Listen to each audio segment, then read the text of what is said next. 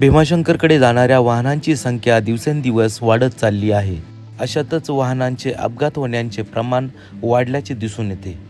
भीमाशंकरवरून येणाऱ्या पोखरी घाटामध्ये एका भाविक भक्ताची गाडी चालकाचे गाडीवरील नियंत्रण सुटल्याने उजव्या साईडला असलेल्या चरीमध्ये जाऊन अपघात झाला. सुदैवाने या अपघातामध्ये कोणतीही मनुष्यहानी झाली नाही. प्रवासी किरकोळ जखमी झाले. पुढील उपचारासाठी प्रवाशांना घोडेगाव आणि मंचर या ठिकाणी हलवण्यात आले. भीमाशंकरकडे येणाऱ्या भाविकांनी घाटामधून जाताना काळजी घ्यावी.